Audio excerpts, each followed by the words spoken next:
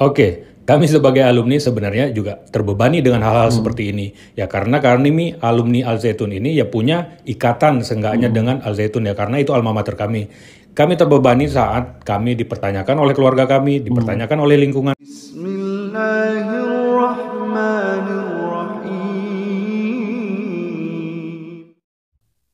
Assalamualaikum warahmatullahi wabarakatuh. Alhamdulillah wassalatu wassalamu ala Rasulillah. Allahumma sholli ala Muhammad wa ala ali Muhammad. Alhamdulillah kita bertemu kembali di channel Cahaya Hidayah. Nah, teman-teman semuanya, jadi di video kali ini saya akan menampilkan satu video yaitu dari alumni Pondok Al Zaitun. Yaitu Bapak ini mengaku alumni Pondok Al Zaitun ya.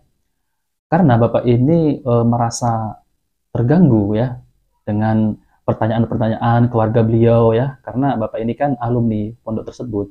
Jadi merasa terganggu ditanya tentang kenapa Pondok Al Zaitun seperti ini ya, yaitu memasukkan orang kafir untuk beribadah di tempat tersebut dan banyak lagi ya penyimpangan-penyimpangan yang ada dalam pondok tersebut.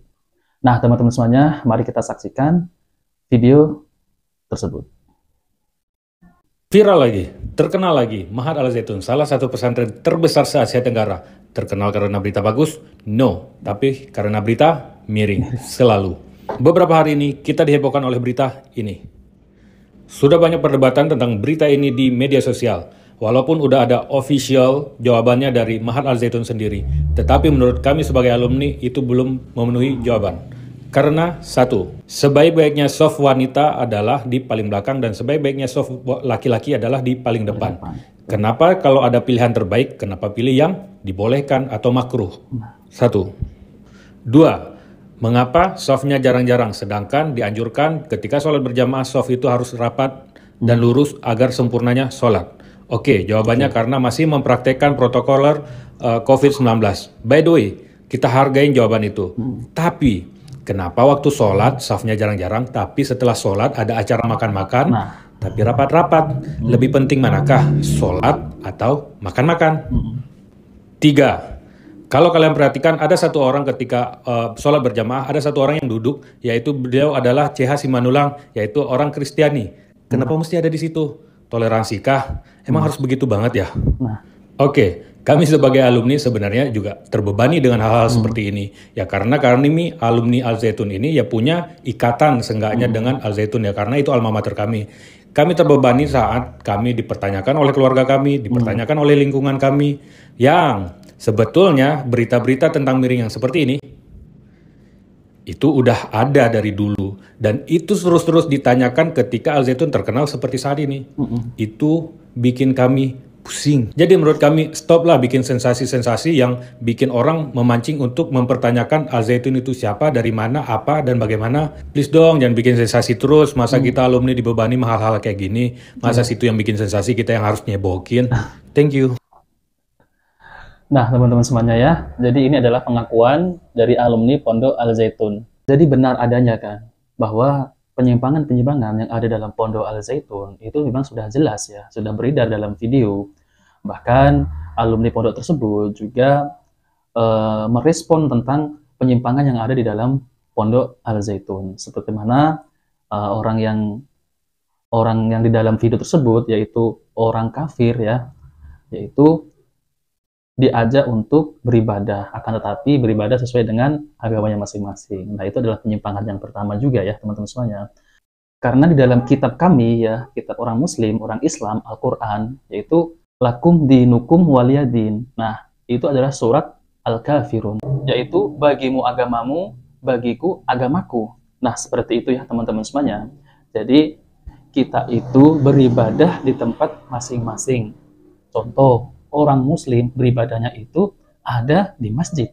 Dan orang-orang Kristen ataupun orang-orang Katolik beribadahnya itu ada di dalam gereja. Ya, jangan mencampurkan antara satu dengan yang lain. Kita itu jelas berbeda ya, karena kita itu Muslim menyembah hanya satu Tuhan dan tidak berbuat syirik.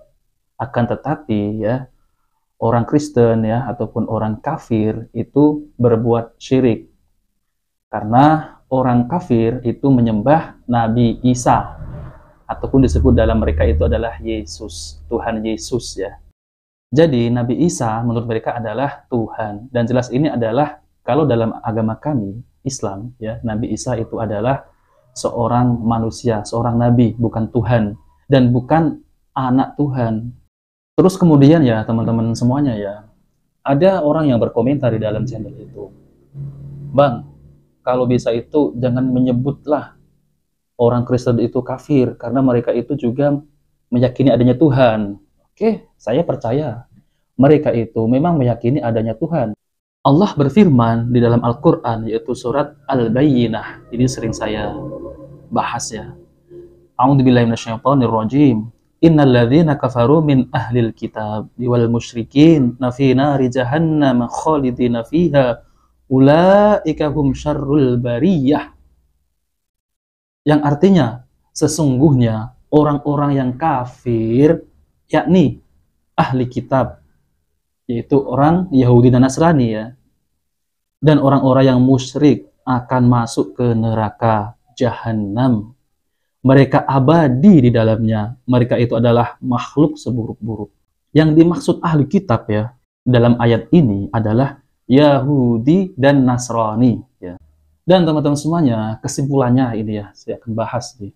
Kesimpulannya, bolehkah kita mengatakan ya Yahudi dan Nasrani itu kafir? Jadi boleh ya. Jadi perkataan ini sering kita temui di dalam Al-Quran. Ini bukanlah kejam karena ini firman Allah. Tidaklah mungkin kejam. Semoga ya tidak ada keraguan yang mengganjal untuk menyebut mereka demikian.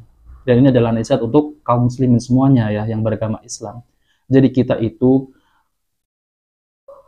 apa yang datang dari Al-Quran ya tentang pengkabaran dari Allah SWT, maka kita harus menerimanya sebagaimana penyebutan kafir, kalimat kafir ini. Kemudian teman-teman semuanya, pantaskah ya orang-orang yang menyuarakan Allah punya anak seperti orang-orang Nasrani ya, apakah pantas ya Allah memiliki anak? Sungguh perkataan ini adalah perkataan yang mungkar, yang hampir membuat langit itu terbelah ya, karena orang-orang Nasrani mengatakan Allah memiliki anak. Saya akan bacakan dalil dari Al-Quran ya, yaitu orang-orang Nasrani mengatakan Allah memiliki anak.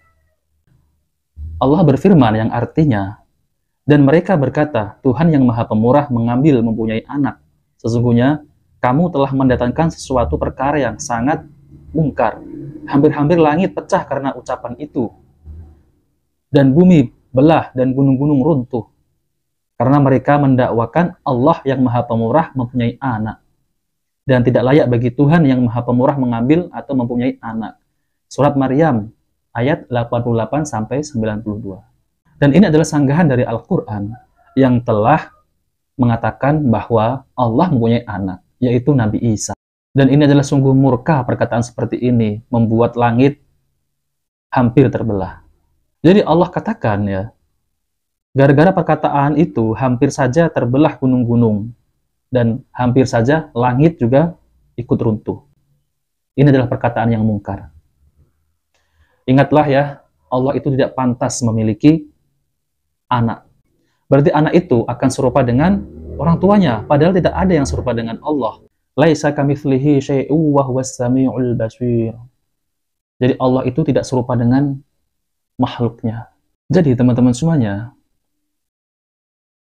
meski Allah dikatakan seperti itu ya, memiliki anak, akan tetapi Allah memaafkan perkataan mereka. Allah tetap memberi rezeki kepada mereka. Meskipun Allah disakiti. Dalam hadis yang dikeluarkan, yaitu artinya, tidak ada sesuatu pun yang lebih sabar dari bentuk disakiti yang ia dengar selain Allah. Mereka menyatakan Allah memiliki anak, meski demikian Allah masih memaafkan. Yaitu Allah memaafkan mereka dan tetap memberikan mereka rizki. Hadis riwayat Bukhari nomor 6099. Nah ini ya teman-teman semuanya. Maka dari itu ya, Allah itu Maha Pengasih ya. Namun tetap perkataan Allah memiliki anak itu adalah perkataan yang mungkar. Kemudian di dalam surat Al-Ikhlas, yaitu tentang ayat pertama, Allah berfirman, Bismillahirrahmanirrahim. Qul huwallahu ahad ya. Jadi ini maknanya adalah Syekh Al-Utsaimin mengatakan bahwa kalimat Allahu ahad artinya Allah Maha Esa. Maknanya bahwa Allah itu esa dalam keagungannya dan kebesarannya. Tidak ada yang serupa dengannya. Tidak ada sekutu baginya. Tidak ada yang serupa dengannya. Tidak ada yang sebanding dengannya. Tidak memiliki istri ataupun anak. Dan tidak ada sekutu baginya. Nah, itulah jawabannya untuk mereka ya, yang mengatakan bahwa Allah itu memiliki anak. Ini adalah perkataan yang mungkar. Jadi teman-teman semuanya ya, yang mengatakan bahwa kita ini tidak bertoleransi, enggak, kita bertoleransi. Kalau kita enggak toleransi, orang-orang kafir itu sudah habis. Kita bertoleransi, yaitu membiarkan mereka beribadah ya sesuai dengan keyakinannya. Kita tidak mengganggu ya. Kita tidak mengganggu. Mereka mau merayakan hari raya mereka, mereka mau merayakan hari raya mereka, terserah. Kita tidak pernah mengganggunya. Silahkan. Dan kalau penyebutan kalimat kafir ini datang dari Al-Quran. Kita tidak bisa merubahnya. Bukan kalimat kafir ini datang dari manusia, bukan. Tapi dari Allah melalui firman-Nya, yaitu Al-Quran. Nah, oke teman-teman semuanya. Jika video ini bermanfaat, jangan lupa like dan subscribe di channel Cahaya Hidayah. Wabillahi taufiq wal hidayah. Wassalamualaikum warahmatullahi wabarakatuh.